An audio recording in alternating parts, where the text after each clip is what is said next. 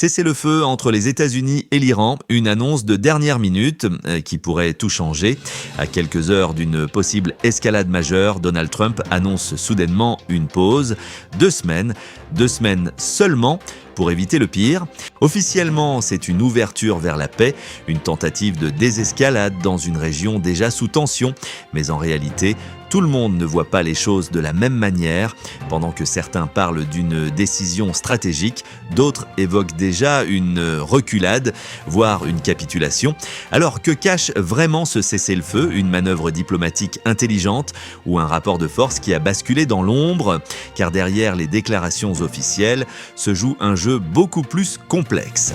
Négociations secrètes, pression internationale, enjeux énergétiques autour du détroit d'Ormuz et surtout une bataille invisible, celle du contrôle de l'information.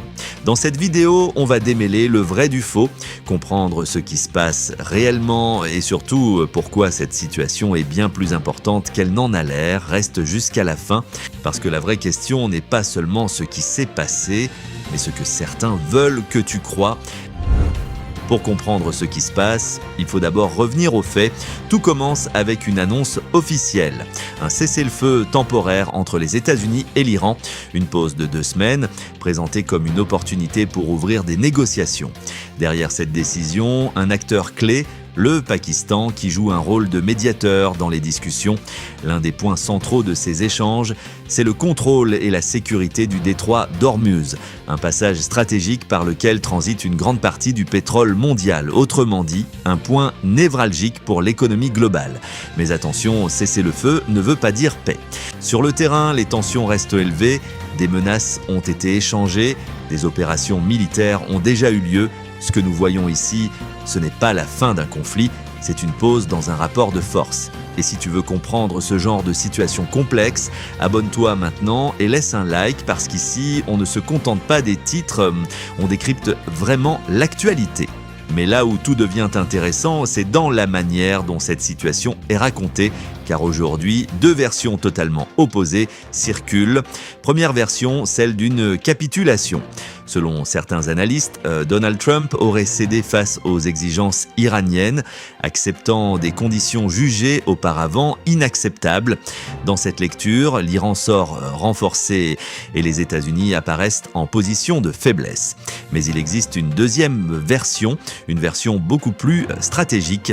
Ici, ce cessez-le-feu est vu comme une manœuvre calculée, une pause volontaire pour reprendre le contrôle et négocier dans de meilleures conditions. Dans cette logique, personne ne perd, chacun ajuste sa position. 2 visions, 2 interprétations pour un seul et même événement.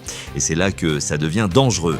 Parce que selon la version que tu écoutes, ta compréhension de la réalité change complètement. Maintenant, prenons du recul. En géopolitique, un cessez-le-feu n'est jamais juste un geste de paix, c'est un outil pour gagner du temps, réorganiser ses forces ou tester l'adversaire.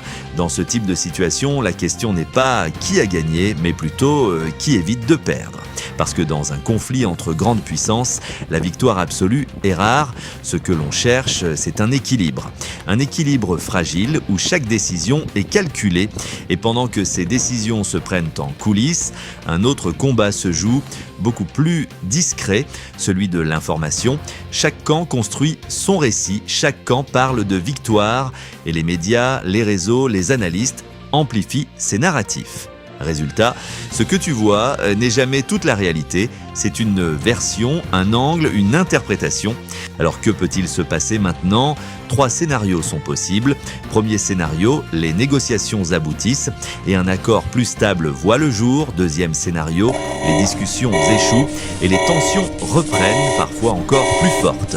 Troisième scénario, le plus discret mais aussi le plus fréquent, une guerre de communication où chaque camp continue de manipuler le récit sans forcément changer la réalité sur le terrain. Et c'est là que se trouve la vraie leçon. Aujourd'hui, l'information n'est plus seulement un moyen de comprendre le monde, c'est une arme utilisée pour influencer, convaincre et parfois manipuler. Alors la prochaine fois que tu entends une vérité absolue, pose-toi une question simple, qui a intérêt à ce que je croie ça ? Parce qu'au final, la vraie bataille n'est pas seulement sur le terrain, elle est dans ton esprit.